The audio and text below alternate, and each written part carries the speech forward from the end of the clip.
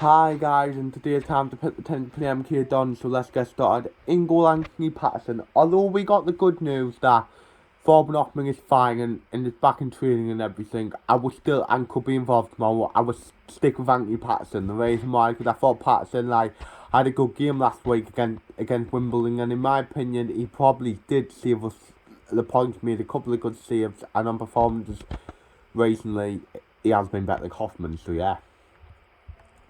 Right back Try Hume. The reason why I thought Try Hume had another solid game on Saturday like last week. Didn't really put a foot wrong, and yes, it's nice to have a right back, a proper right back playing right back really. So yeah.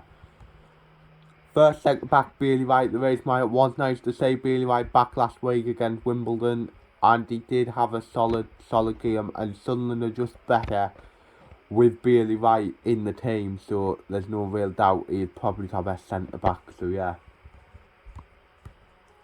Left centre back off with Jamali. I do think Callum Doyle needs a rest. It could be out of Jamali or the returning Danny Bath. I've just went with Jamali because I think he deserves the chance to show what he's about. So yeah.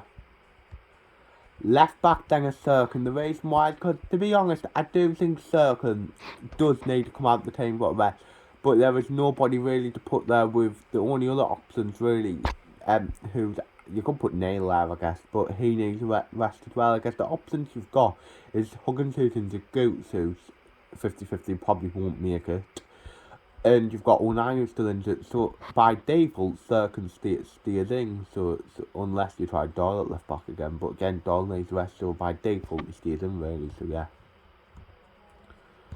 Then first centre mid, Gio Matete. The race man, I've been really impressed in with Gio Matete in his first two legs start. Even the time he came off the bench, he's so calm on the ball. And one thing that I've always realised, he just seems to be involved. If you get what I mean, where he seems to just be involved in every good bit of play and is always in the action. What's something I like to see from one of my midfielders, if you get what I mean, where he is involved and he's there rather than a Corey Evans who just isn't there. So yeah, and you don't realise he is there.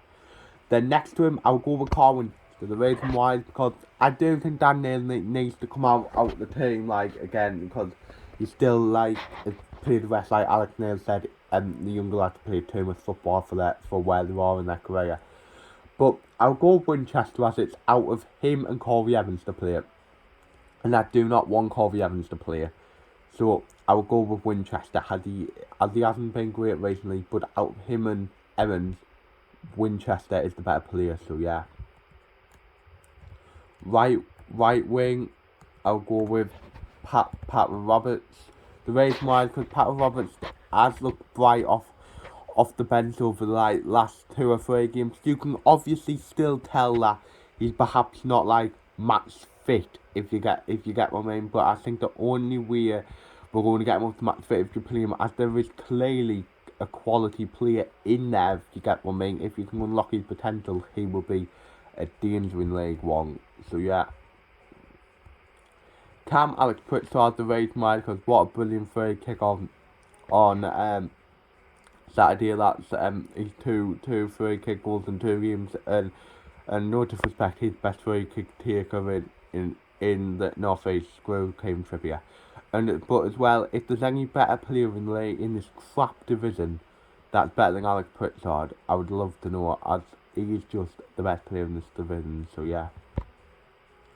Left wing Jack Clark, the reason why, because I thought he was bright against Wimbledon. Had his moments, he didn't really do create anything, but I think he has did enough and has been one of our better players over the last couple of games to steer in the team. So yeah.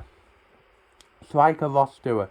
To be honest, I'll be honest, Ross Stewart could probably do with a rest as well if you get the main. But with Nathan Broadhead still out and Jermaine Defoe not really up to match fitness, and considering Defoe's age as well, I probably would just leave Ross Stewart in and give him the chance to go again and maybe try and get a couple of more goals, as he is still the joint top scorer in the league. And so yeah.